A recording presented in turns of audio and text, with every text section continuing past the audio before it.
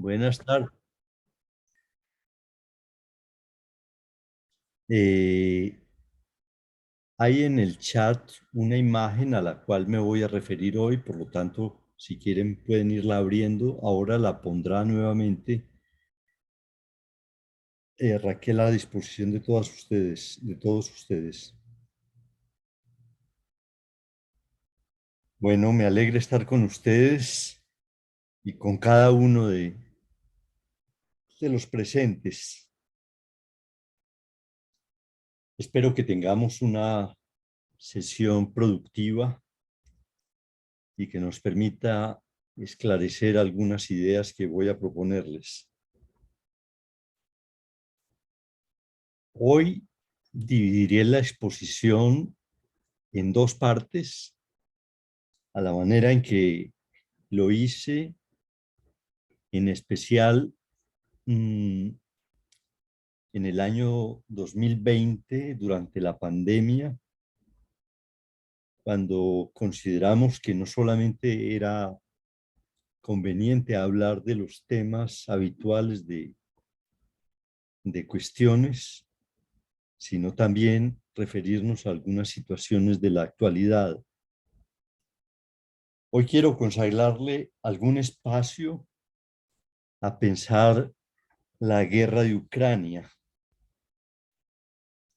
cuando también les hablaré en continuación con lo que exponía el 19 de febrero sobre Quiñar y los frescos de la Villa de los Misterios, en particular acerca de cómo Miller aborda también ese punto. Hablaré de la guerra de Ucrania proponiéndoles algún elemento o algunos elementos que proceden del psicoanálisis, aun cuando no solo desde el psicoanálisis, pero quizás sea en este contexto conveniente y necesario incluso que tengamos en cuenta las proposiciones que el psicoanálisis puede eventualmente proponer acerca de un conflicto como este. Creo que de una guerra, como todos sabemos, es posible decir una multitud muy grande de cosas. Hay asuntos políticos, económicos, militares, históricos, discursivos y otros que se hallan en juego con relación a las guerras.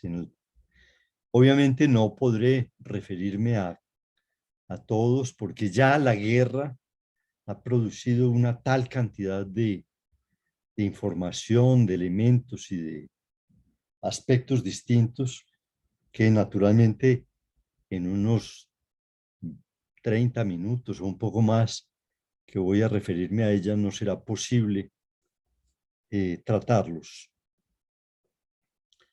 Para empezar voy a tratar de definir un punto de partida para definir algo relativo a esta guerra. Y es un punto que tiene que ver con el psicoanálisis.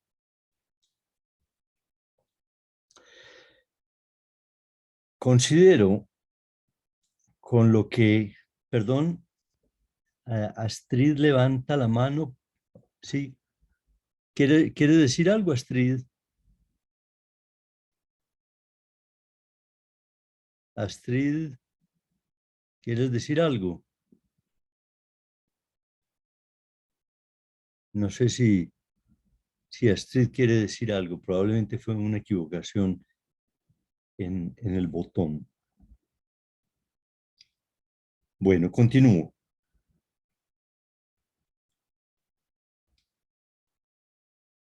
Ya hemos mencionado aquí un concepto que Lacan propone y el cual tiene que ver con los discursos que se propalan, que se difunden, que se proponen acerca de esta guerra.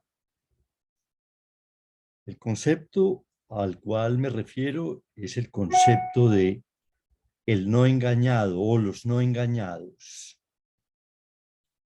Concepto que, como lo he dicho en otras oportunidades, es un concepto que en francés se expresa con la expresión non dupe y que a mi juicio está mal traducida por los distintos traductores de Lacan al español, quienes la traducen por incauto. Creo que al decir incauto se pierden muchas cosas de lo que Lacan quiere decir, y no voy a hacer pues ninguna exposición alrededor del término, pero que la pueden, en lo que al menos yo considero, lo pueden reconocer si cotejan la diferencia que hay entre no engañado e incauto. Pienso que es un error hablar de incautos.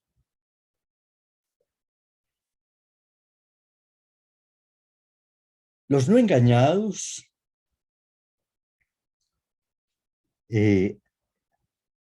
figuran especialmente ahora a partir de la época de la caída del, del padre, del patriarcado, y es un fenómeno que crece en el mundo contemporáneo. Lo hemos visto de una manera muy significativa durante la pandemia, con las teorías conspirativas relativas o defendidas especialmente por las sectas que se formaron de los no vacunados o los antivacunas. Y así como ese, hay muchos otros fenómenos en la pasada administración de Trump. Vimos cómo el fenómeno proliferó en los Estados Unidos y también en el mundo en forma masiva. Así pues que los no engañados proliferan en el mundo contemporáneo y tienen las expresiones más diversas. Por ejemplo, en periodos electorales es fácil reconocer ese carácter de no engañados en algunos discursos antielectorales. Así pues que tenemos que, no sería de sorprenderse que con relación a esta guerra haya aparecido la idea de que se nos está engañando con lo que se dice de la guerra en general, al menos en este lado del mundo, y que es necesario estar advertido de ello para no comulgar con ruedas de molino. No voy a hacer todo el examen del problema, solo quiero constatar que con relación a la guerra de Ucrania proliferan los discursos de no engañados ya. Estos denuncian básicamente lo que llamaríamos un discurso imperialista de las potencias occidentales que querrían hacerle creer a la humanidad que Rusia está atacando injustamente a Ucrania y que hay que abrir los ojos frente a ese discurso falaz. Conviene, pues, basta decir lo anterior para tener en cuenta que es necesario, cosa que no voy a desarrollar ahora, distinguir la posición del no engañado por una posición crítica frente a los discursos. Y básicamente podríamos decir que el no engañado es esencialmente aquel que simplemente denuncia y al denunciar se declara angelical. En estos días, por ejemplo, he conocido artículos que defienden la posición de no engañados. Por ejemplo, hay uno que me hizo conocer mi amigo Alfredo de los Ríos, que señala una crítica a Harari, a Yuval Harari, quien recientemente escribió un interesante artículo sobre la guerra de Ucrania y es denunciado por un no engañado, básicamente a través de insultos y de denunciar una posición supuestamente poco inteligente y una posición de ignorancia. Todo esto lo menciono para señalar que, a mi juicio, frente a esta guerra, hay dificultades para ubicarse, pero que nada remedia en la ubicación necesaria ante ella el declararse ángel, el declararse que no se está contaminado por ningún discurso, el declararse en ese sentido un ser puro que tiene la virtud, entre otras, de no someterse a ningún engaño. Dicho esto, les pongo de presente que estoy del lado de Ucrania. Lo podrán ver atrás con el símbolo que coloco de la bandera de Ucrania, en la cual, a la cual he aprendido a respetar. Me parece pues importante declarar esto porque considero que en esta guerra está en juego algo que tiene una importancia suprema en el mundo contemporáneo y es algo que tiene vigencia aún en nuestro mundo, como es el principio de autodeterminación de los pueblos. Principio que es un principio esencial para la vida política, para la vida moral de los pueblos y que tiene importancia máxima para la configuración de múltiples hechos de la modernidad.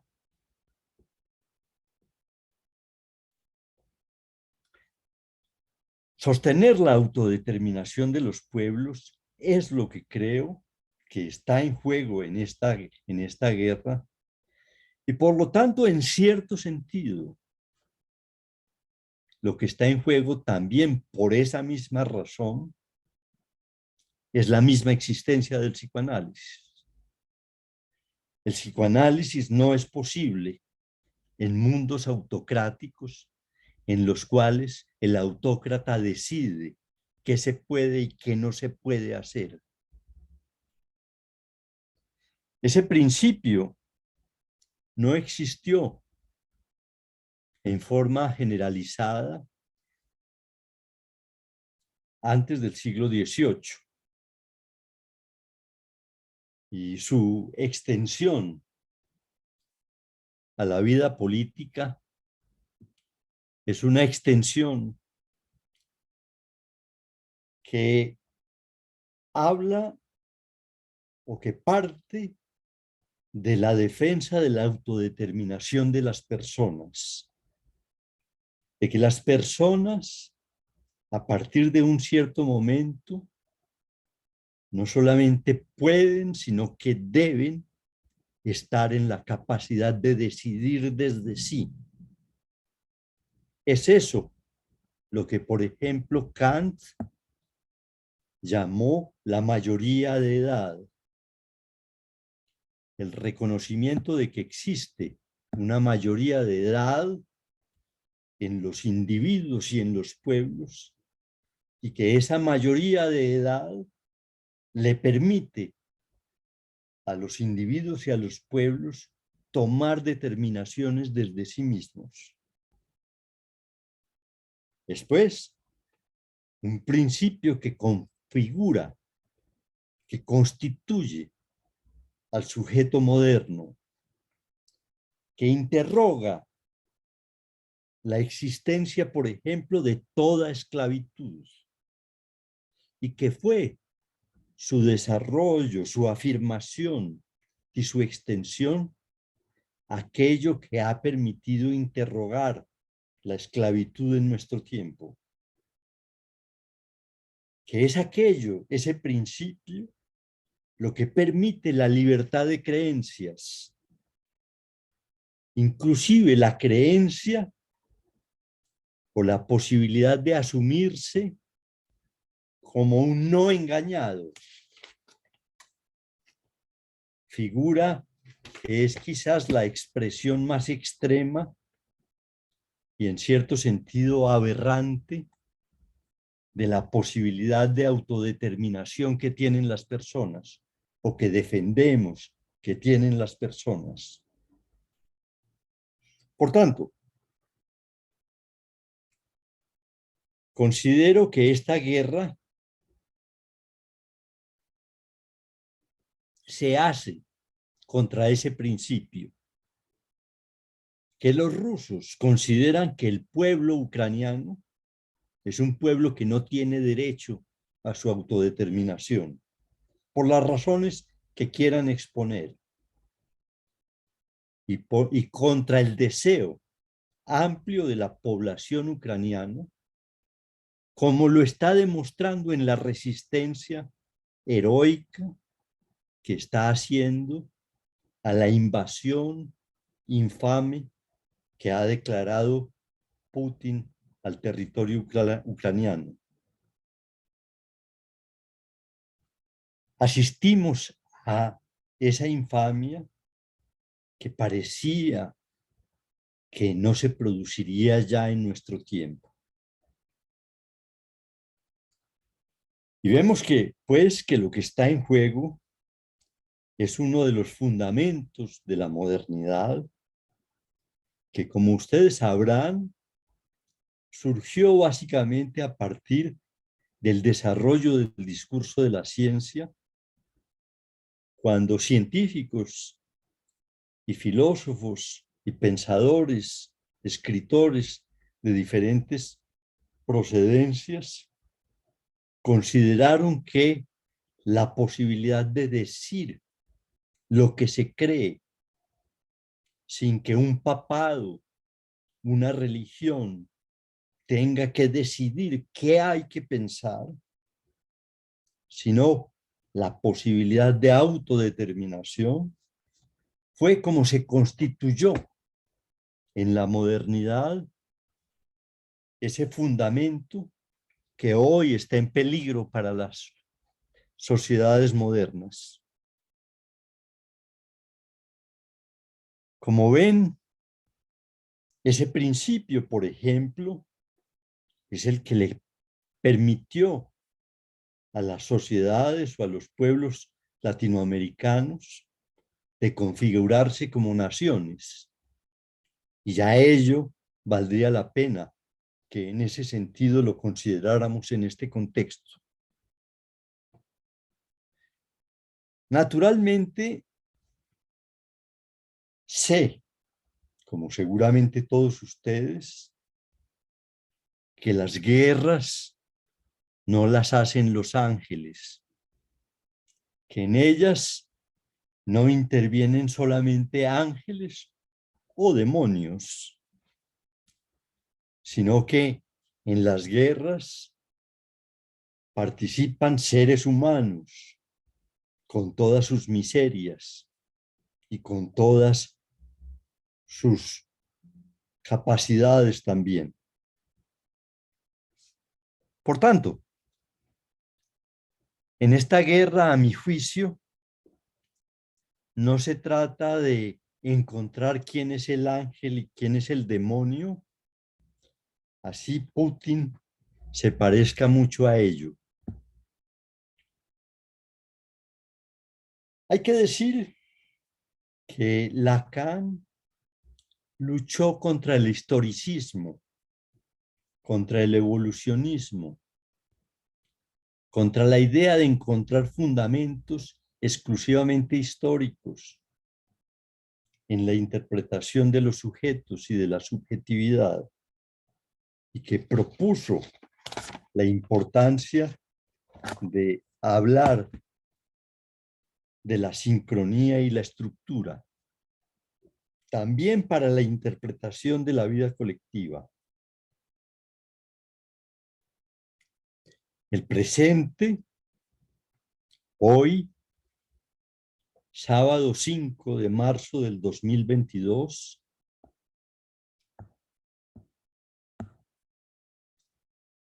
es un momento en el cual está amenazada la humanidad, no solo porque está amenazado el principio de autodeterminación, al menos de Ucrania,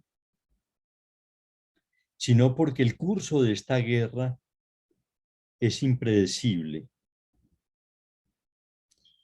Hace un mes, nadie, creo, con buenas razones, podría suponer que hoy estaríamos asistiendo al desplazamiento de más de 1 millón de refugiados ucranianos hacia Europa, hacia Polonia, hacia Moldavia, la cuna de Freud, hacia Hungría, hacia los países limítrofes con Ucrania, que hoy comienzan a recibir de una manera especial, para no decir que generosa, así sea selectiva, a una cantidad inmensa de refugiados, y sabemos que esa cifra crecerá para crecer las desgracias de todos los que se van volviendo refugiados. Esta guerra, conviene destacarlo, baste pensar en el hecho que acabo de mencionar, en la magnitud de esa migración que algunos calculan llegará a sobrepasar pronto los 10 millones de personas, superando cualquier cifra que cualquier guerra haya producido en un tiempo tan escaso. Bastaría pensar en ese hecho para considerar, y esto es importante a mi juicio que se tenga en cuenta, para considerar que esta guerra va a cambiar el curso de la historia del siglo XXI. No imaginábamos que los dos grandes acontecimientos de este siglo, es decir, la irrupción en la escena internacional del Estado Islámico, con su fundamentalismo guerrerista, con todo su ánimo destructivo de lo que no sean ellos y sus creencias, con la defensa de toda la Sharia, con su 11 de septiembre y todo lo demás, no imaginábamos que esa irrupción y que la pandemia, el segundo gran acontecimiento de este siglo, pudiese ser superado tan rápidamente. Pues sí, viene esta guerra inicua que comienza a hacer languidecer la infamia localizada del Daesh y el dolor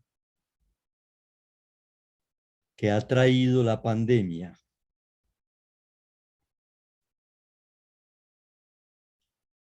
Quiero destacar, para sustentar la idea de que esta guerra va a cambiar la historia del siglo XXI, algunos puntos que ustedes de alguna manera ya conocen, pero permítanme destacarlos. Esta guerra ya cambió y va a cambiar aún más profundamente el comercio internacional y todo lo que ello conlleva, sus reglas especialmente, las cuales no van a ser iguales, con lo cual nos veremos afectados todos. Eso tendrá profundas consecuencias en la vida económica de todo el planeta, puesto que se han tomado decisiones que no son de ninguna manera simples y que impactarán a todo el mundo. Ya vemos, por ejemplo, que algunas de esas consecuencias son las de reconfigurar en forma más radical la geopolítica del mundo, lo cual nos afectará a todos. Hoy, por lo menos en un sector del mundo, como ustedes lo saben, ya no se producen alianzas entre las naciones a partir de una cierta comunidad de credos, de creencias, de posiciones fundamentales acerca, por ejemplo, de la justicia. Hoy son otras razones las que determinan la alianza entre algunos pueblos. ¿Quién podría imaginar, hasta no hace mucho, que un país que ha defendido con valor y con decisión sus convicciones en una sociedad definida a partir de Marx, como es Cuba, pudiera encontrar su mejor aliado en un Estado neoliberal de extrema derecha, autocrático, como lo es la Rusia de Putin, y así otros. Ya los credos no importan mucho. Lo que importan son otras cosas. Y eso está cambiando las relaciones de los pueblos y las posiciones también de los individuos en el mundo de hoy. Sabemos que si esta guerra se extiende más allá de Ucrania y hay posibilidad de que esto suceda,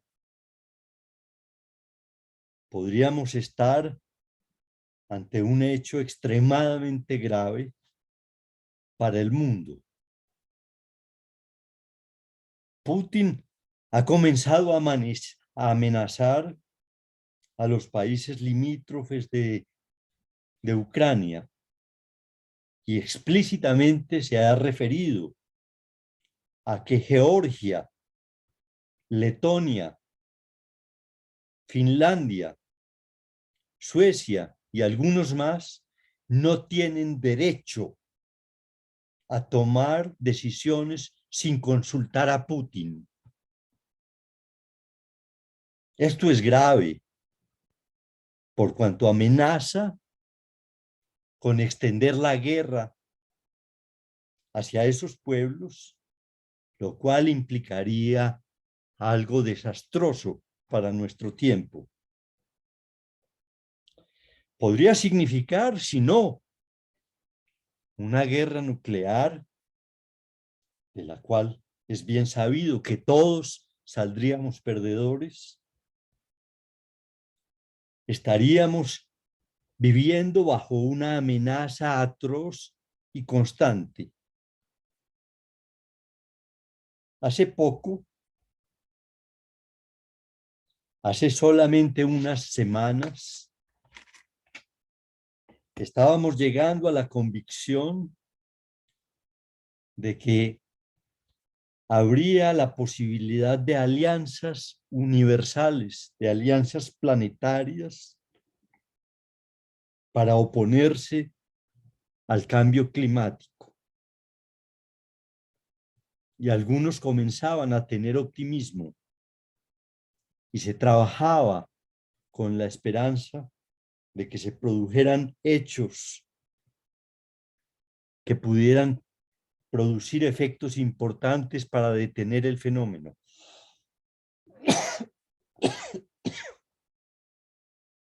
Hoy por hoy,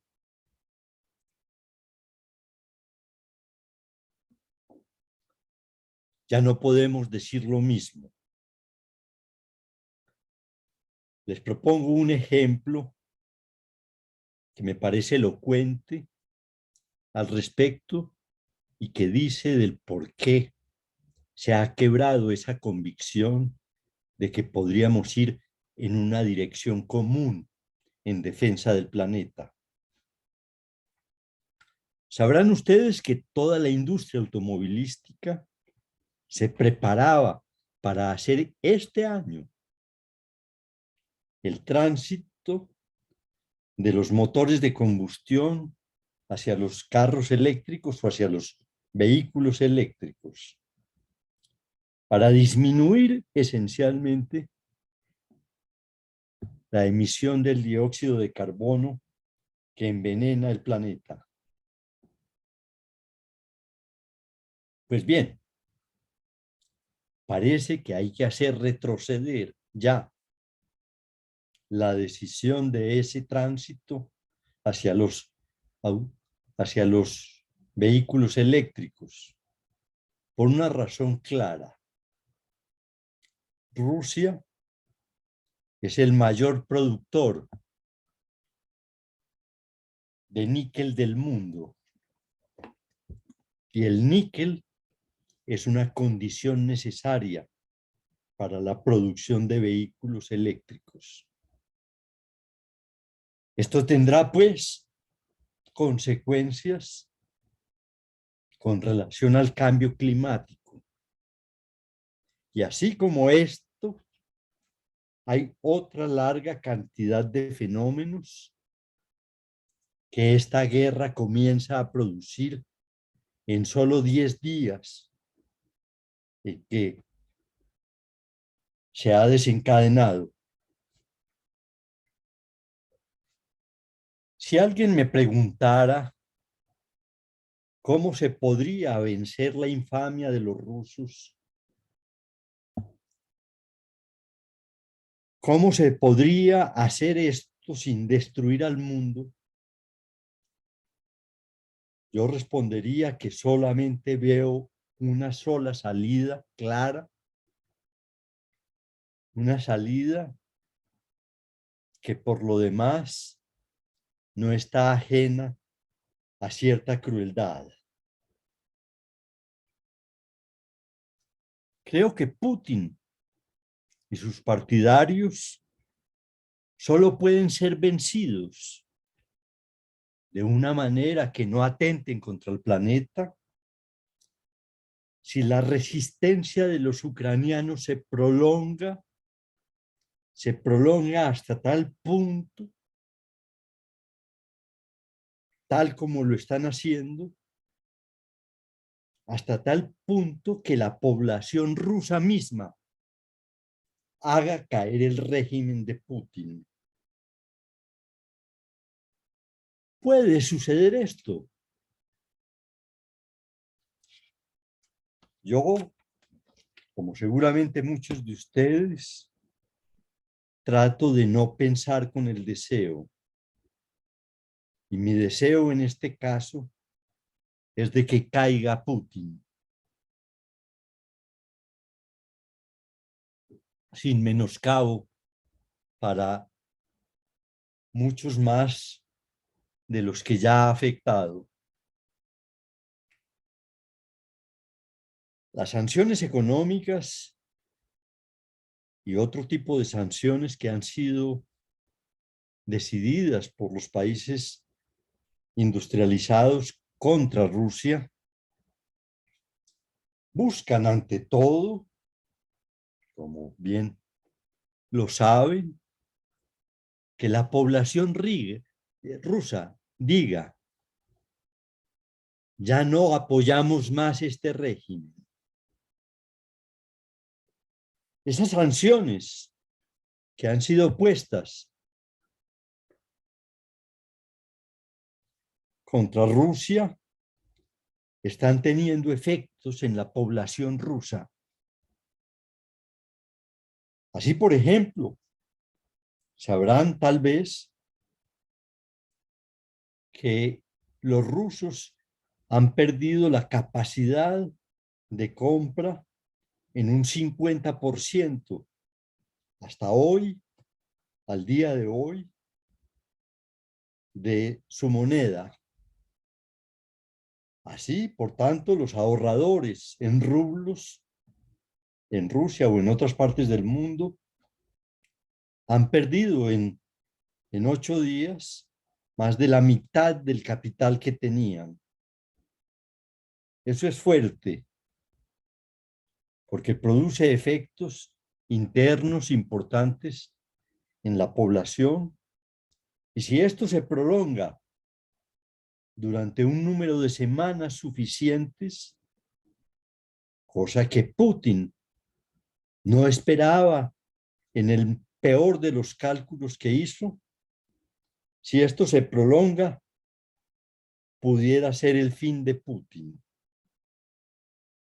Las guerras no son juegos de artificios ni juegos de fuegos artificiales, ni son guerras, por lo tanto, que no tengan costos significativos a quienes las realizan. Rusia está pagando ya un costo alto también por esto. ¿Y hasta dónde van a acompañar los rusos en esta empresa? Yo deposito mis esperanzas en que la población rusa va, esperemos que lo más pronto posible, a comenzar a poner en cuestión a Putin. Si esto se prolonga, como digamos, es deseable en cierto sentido, ello implicará miles de muertos de ucranianos, que esperemos que sean los menos posibles. Por eso hablaba de crueldad. Creo que efectivamente el mundo hoy, para no salir muy mal librado de este siniestro episodio, está en manos del heroísmo de los ucranianos. Esta guerra nos tendrá ocupados seguramente un tiempo. Espero poder proponerles nuevas reflexiones al respecto en las próximas sesiones de esta actividad, si acaso es que llegara a ser posible. Voy a continuar ahora con el tema que abordé en la reunión anterior, es decir, voy a continuar dando un salto un poco abrupto, examinando los frescos de la Villa de los Misterios de Pompeya, lo cual haré trasquiñar, pero también teniendo en cuenta el texto que leímos parcialmente en la última ocasión y que ustedes tienen, el texto de Miller que les fue puesto en el chat la vez pasada, del cual leímos aquí, sin analizarlas, las dos primeras páginas.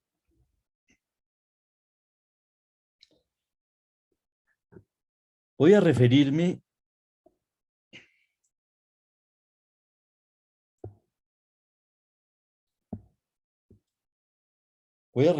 a las dos primeras páginas de microscopía, las que nos han permitido ubicarnos ya, creo, adecuadamente frente a la atmósfera que se crea o que es creada por esos magníficos frescos de la Villa de los Misterios.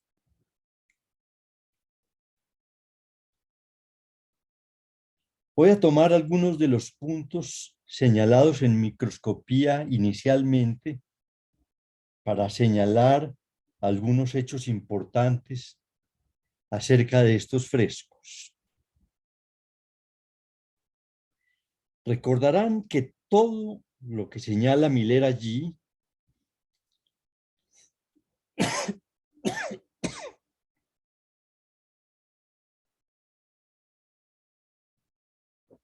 tienen ante ustedes la imagen, basta que le den un clic a la imagen que está en el chat para que aparezca en sus pantallas.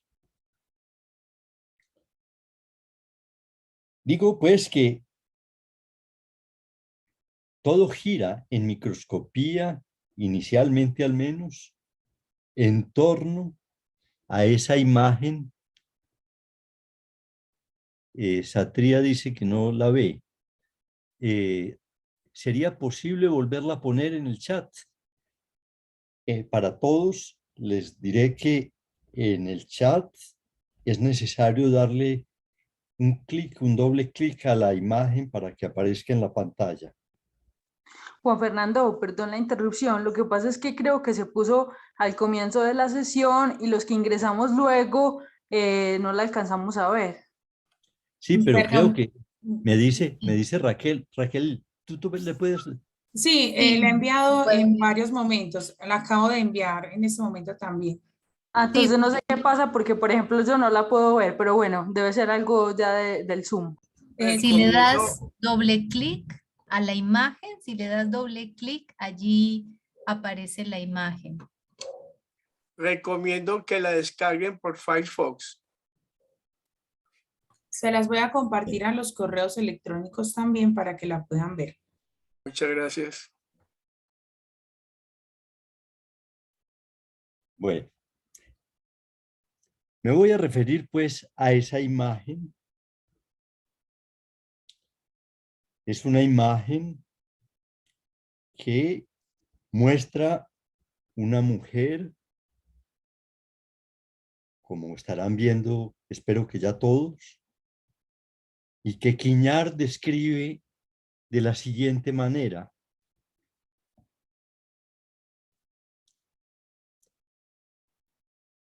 Es una mujer que está de pie, con la cabeza rechazando algo, echada hacia atrás,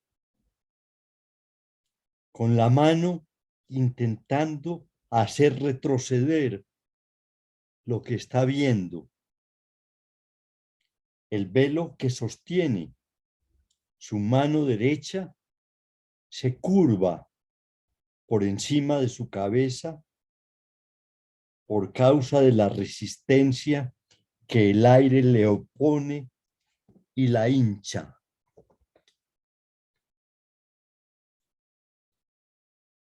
Hasta ahí, Quiñar. Esto me hace recordar algo que un gran historiador del arte señalaba acerca de qué es una descripción en el arte. y señalaba pues que una descripción contiene una interpretación. Para no extenderme demasiado, simplemente diré que la interpretación que hace Miller de esa imagen coincide con la interpretación de Quiñard. Y voy a tratar de decirles algo al respecto. Recordarán que Miller se inspira en esta mujer para crear el personaje de su pequeña obra de teatro. Lo dice explícitamente en la medida en que identifica el personaje de su pequeña obra con la mujer que retrocede espantada. Lo dice cuando afirma que la que está en la carátula del libro Televisión en su edición original, del libro que recogía en su edición original la entrevista a Lacan que le hizo Miller llamada Televisión, cuando dice, la que está en la carátula del libro es usted. Y le habla como si en efecto se tratara de ese personaje que está allí, espantado ante algo que va a aparecer y que rechaza. El signo de la mano es elocuente al respecto.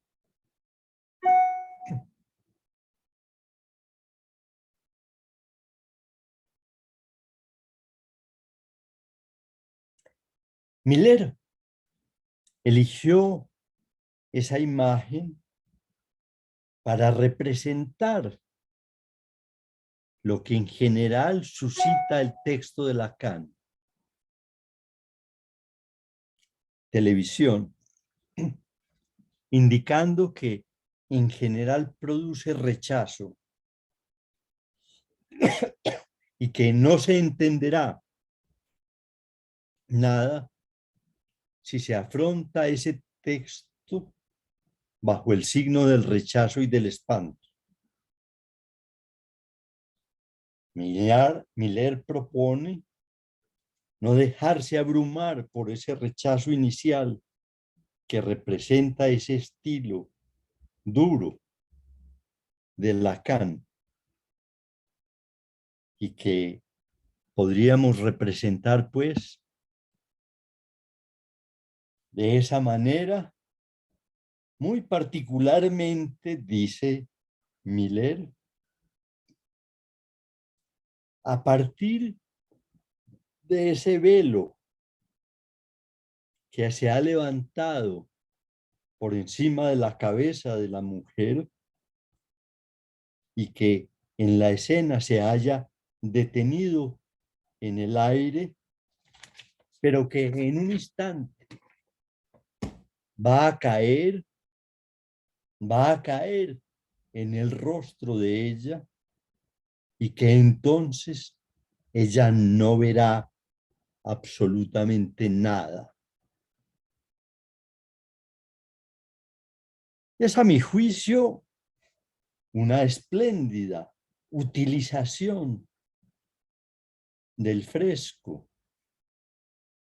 para ilustrar el libro de Lacan, basado en una interpretación del fresco que, debo decirlo, coincide con la de Quiñard, en la medida en que podríamos decir que esa mujer representa algo que ya hemos mencionado como la presencia del terror en relación a la sexualidad en la vida romana. Es un terror ante qué. Antes de responder esa pregunta, que es una pregunta decisiva para entender los frescos, o al menos la interpretación que hace Quiñar de los mismos, y con base en ello, de la sexualidad de los romanos, de esa sexualidad que califica, que está impregnada por una melancolía aterrada. Veamos cómo se refiere Miller en Microscopía a las páginas que hemos leído. Sabrán ustedes, pues, que hay una serie de detalles en esas páginas que merece que nos detengamos en ellas, en ellos, en esos detalles. Miller dice, en primer lugar, y si tienen el texto a mano, mírenlo. Miller dice, en primer lugar, que los frescos son lo más hermoso que hay allí, en Pompeya.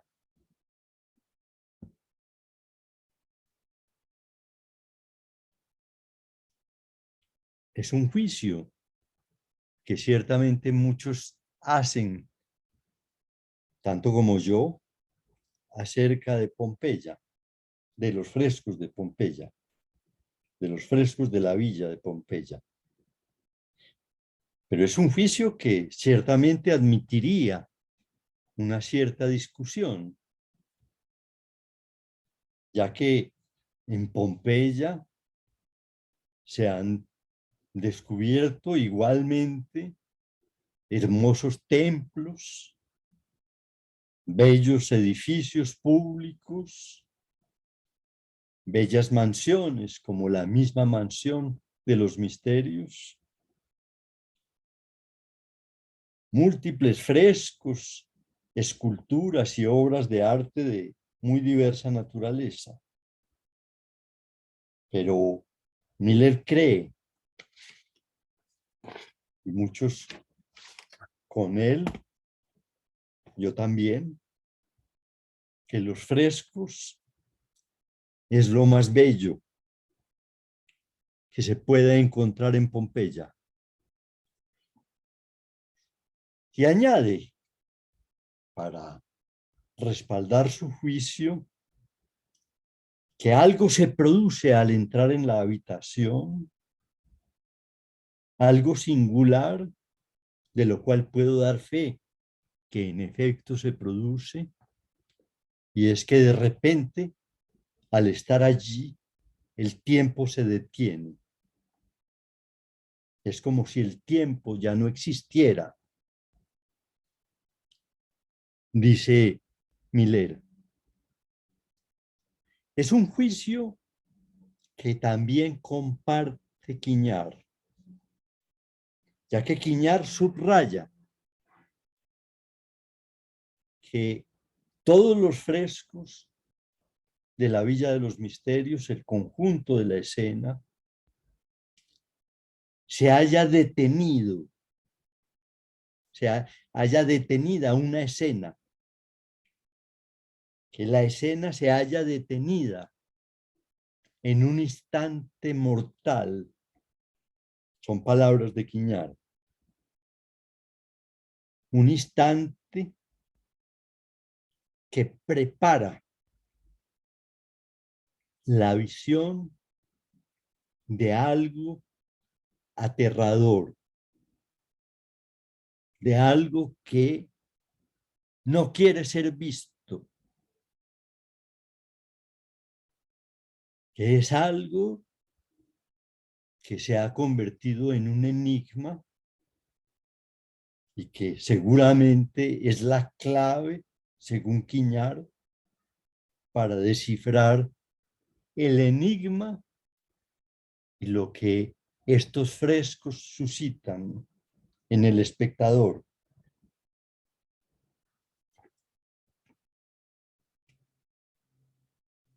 Miller escribió su pieza de teatro en el año de 1988, es decir, 6 años antes de que Quiñar escribiera su libro El sexo y el espanto. Y Miller afirma que la historia de los frescos que narran los frescos nunca logró ser bien descifrada. Pues bien, 6 años después de Miller, Quiñar se atrevió a proponer una interpretación que la descifrara, que desafía las interpretaciones que habían sido propuestas antes y que resultaban para muchos no muy convincentes.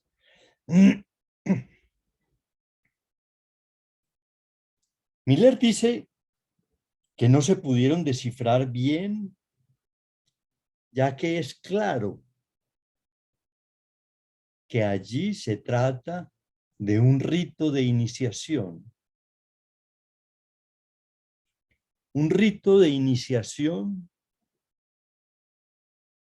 que historiadores tan célebres e importantes de Roma como Paul Bain niegan.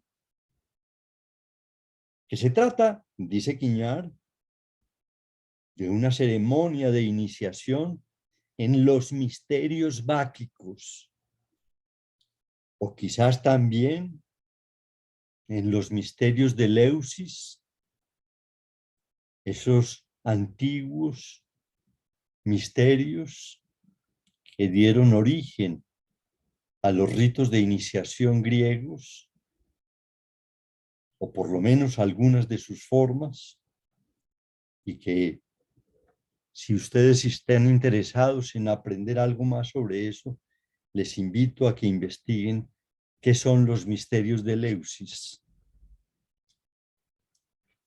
Sabrán que las ceremonias de iniciación existen en todos los pueblos y culturas.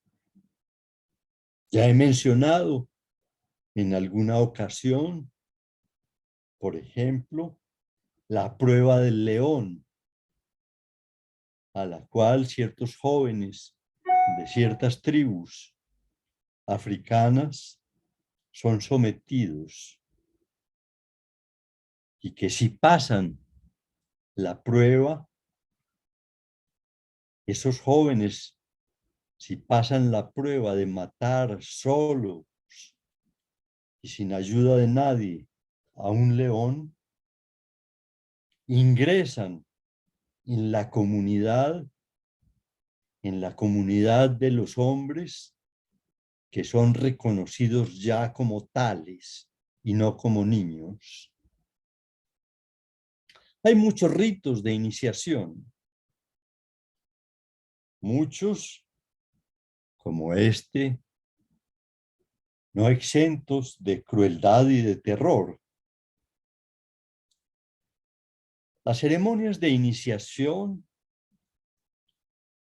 están revestidas de rituales, de acciones múltiples, de vestuarios y de otros hechos que les dan solemnidad y que permiten hacerlas aparecer como verdaderas representaciones teatrales. Sabrán ustedes que la tragedia griega en particular se inspiró en la representación de las escenas de ritos de iniciación, lo cual quiere decir que hay una íntima relación entre el teatro y las ceremonias de iniciación, al menos entre el teatro griego, romano y una parte del teatro occidental, o japonés también, y creo que el de otros pueblos igualmente, y que es un hecho que merece ser tenido en cuenta, ya que, por ejemplo, en la escena, discretamente, ciertamente, hay que decirlo, se recuerda que estamos en el teatro. Ya les mostraré más específicamente, pero por ahora les digo que hay una máscara y un actor que se la quita, que es una máscara propia del teatro griego o del teatro romano. Tenemos pues que cada uno de los personajes, de los 29 personajes, dijimos, que están allí representados, están cada uno ejecutando un rol, un papel en una ceremonia en la cual hay cupidos, hay sacerdotisas, hay faunos, hay un cabrito que es amamantado por una fauna, hay un demonio alado que blande un látigo y castiga para acentuar el carácter quizás terrible de la escena.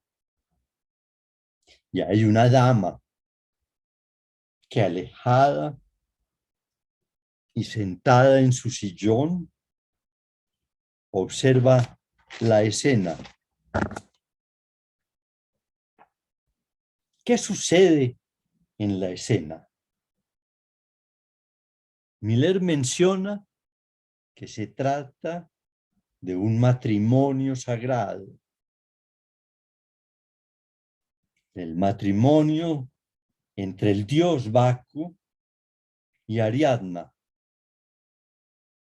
Es posible que se trate esencialmente de ello, de ese dios ebrio, ese dios consagrado al exceso, ese dios que aparece en el centro de la escena. Miller mismo dice que no está seguro que se trate de eso. Y sabemos, creo haberlo dicho ya, que Quiñar añade que es posible que no se trate de Ariadna, sino que eventualmente se trate de Semele, su madre, esa madre que quiso reivindicar y de cuyo encuentro del dios con su madre hay múltiples ritos en la cultura grecorromana y los más variados tipos de relatos. Importa de todas maneras saber que es una ceremonia báquica y que el dios Baco está en la escena y que la ceremonia se hace bajo su égida y en su honor.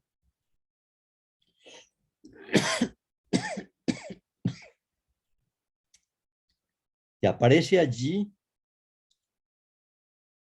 no voy a buscar ahora porque olvidé encontrar la imagen para esta ocasión, pero les prometo tenerlo para la ocasión pasada, aun cuando ustedes ya tienen algunas referencias al respecto, y les invito a que busquen el conjunto de los frescos en internet, donde se hallan muy fácilmente y donde están separados o en su conjunto, separados por escenas, y donde pueden encontrar, por ejemplo, lo que a lo que voy a referirme enseguida. Digo pues que Quiñar subraya que al lado del dios, en la escena representada en los frescos, se halla una mujer arrodillada con los pies desnudos que se apresta a descubrir algo y que el Dios un poco insolente espera que sea descubierto para que se le haga al descubrirlo el honor a él. ¿Ven ustedes esa especie de montículo negro? Espero que la estén viendo algunos al menos. Que hay al lado de la mujer arrodillada y entre ella y el Dios al lado. El Dios que esgrime el látigo y que castiga a la mujer que se halla en la otra escena. ¿Qué hay en el montículo hacia el cual se dirige el brazo de esa mujer, como si fuera a retirar el velo que lo recubre? Quiñar dice que ese montículo contiene en primer lugar un cesto sagrado, un cesto que se encuentra en el centro de la escena, lo cual no es una anécdota, en la medida en que toda la escena báquica gira especialmente en torno a ese cesto o a lo que él contiene.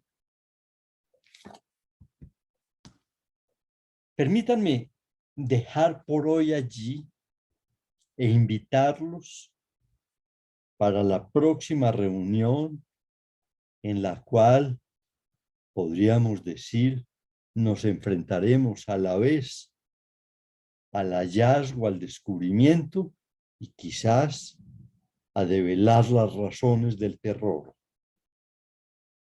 Debo decir que no me será posible, infortunadamente, hacer la próxima sesión el 19 de marzo, que es el tercer sábado del mes, por cuanto hay una reunión de la Asociación Mundial de Psicoanálisis programada para ese día, a la cual debo asistir. Pero la haremos el sábado siguiente, es decir, el cuarto sábado de marzo, es decir, el 26 de marzo, en donde espero que el heroísmo de los ucranianos nos permita celebrar el fin de esta guerra infame. Les agradezco mucho su presencia y los espero entonces el 26 de marzo. Muchas gracias. Hasta pronto. Gracias, Juan Fernando. Juan, Gracias a Muchas ustedes. gracias. Gracias, Juan. muchísimas gracias. Gracias. Gracias, Margarita. Gracias, Mario. Juan, Gracias. gracias. No te pude responder porque no sabía qué hundir. Ah, Qué pues, belleza. no importa. Ya me respondiste así. Chao, Juan. Gracias. Nos dejas en vilo. Chao, Juan. Muchas Chao, gracias. sí, me alegra verte. Gracias.